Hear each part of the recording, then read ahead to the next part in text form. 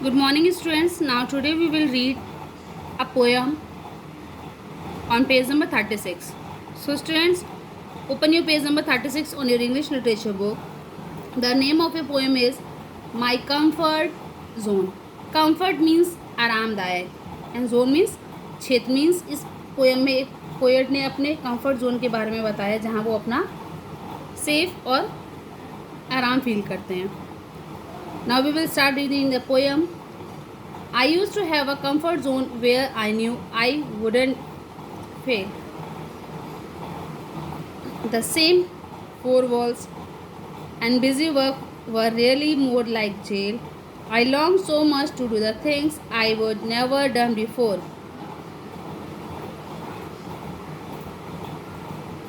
But stayed inside my comfort zone and paced the same old floor. Means यहाँ पे जो poet है वो बोल रहा है कि मेरे पास कंफर्ट जोन हुआ करता था, मैं उसे यूज़ करता था जहाँ मुझे मालूम था कि मैं कभी भी वहाँ पर फेल नहीं होऊंगा. और दूसरी चीज़ क्या है, यहाँ पे पोएट बता रहा है कि जो कंफर्ट जोन मीन्स एक रूम, जैसे हमारे रूम होते हैं ऐसे इसमें 4 वॉल्स थी और उसमें बिजी वर्क मीन्स जो भी he was doing the work, he was almost busy in doing the work. And जो जगह थी वो बिल्कुल ऐसी लग रही थी जैसे कि वो एक जेल हो. I long so much to do the things I would never done before. Means वो लंबे समय तक उन चीज़ों को, जो भी काम होता था उन्हें लंबे समय तक करते थे, ऐसा उन्होंने कभी पहले नहीं किया था. बट स्टेट ये हमेशा उसी कंफर्ट जोन के अंदर रहते थे.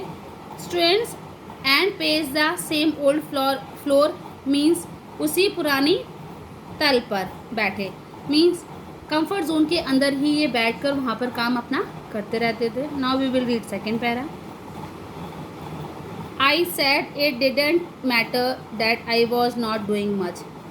मैंने कहा कि ये ज़्यादा मैटर नहीं करता कि मैं ज़्यादा कुछ नहीं कर रहा था. I said I didn't care for things like commission checks and such. I claimed to be so busy with the things inside the zone. मैं केयर नहीं करता कि कौन सी चीज़ कैसे है, किस तरीके की है, मुझे इसकी कोई केयर नहीं है कि कोई भी चीज़ कमीशन चेक जैसी है या नहीं.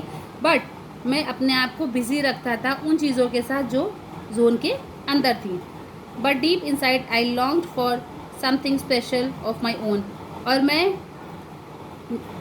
कंफर्ट जोन के अंदर ये सोचता था कि मैं वहाँ पे कितने ज़्यादा से ज़्यादा समय पर हूँ और मैं वहाँ पे कुछ ना कुछ खुद से कुछ स्पेशल करूँ.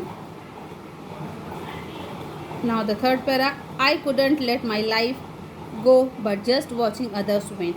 आई held my breath. I stepped out and let the change begin.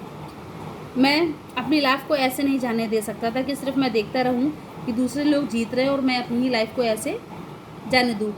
Students, from here poet is saying that he doesn't want to see others winning but he also want to do something. So he breath very hard. Means फिर उन्होंने सांस लिया. Stepped, here stepped word is means कदम बाहर रखना. उन्होंने सांस लिया और कदम को बाहर रखा और फिर उन्होंने देखा कि किस तरीके से बदलाव शुरू हो गए. आई टूक a step and with new strength I would never felt before.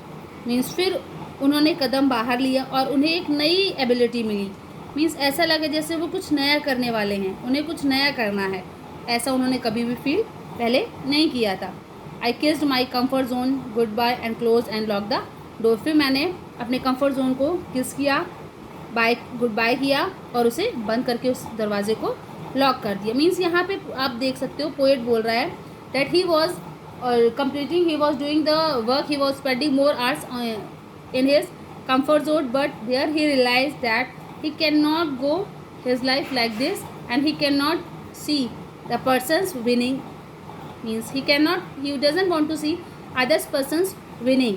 वो सिर्फ ऐसे बैठकर सिर्फ दूसरे लोगों को जीतना नहीं देखना चाहते थे. मतलब वो ऐसी लाइफ, वो अपनी पूरी लाइफ सिर्फ इस तरीके से नहीं गुजार सकते थे कि दूसरे जीत रहे हैं और वो वहीं बैठे रहें.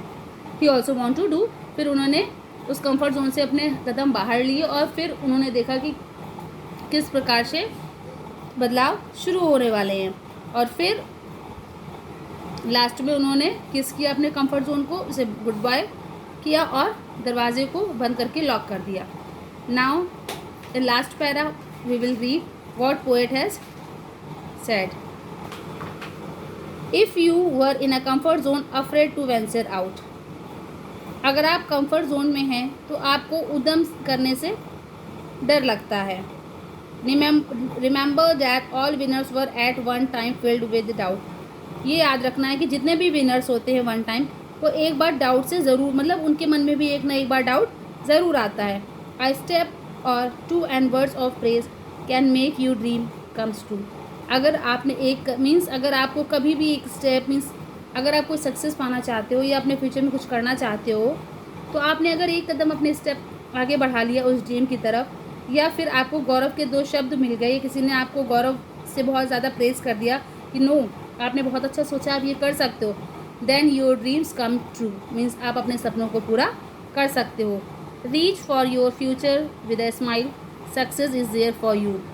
मीन्स अगर आपने सपना देखा है उसे पूरा करना चाहते हैं, तो first of all the main step is that we should move towards our dream what we have seen and we can reach our future. और हमें अपने फ्यूचर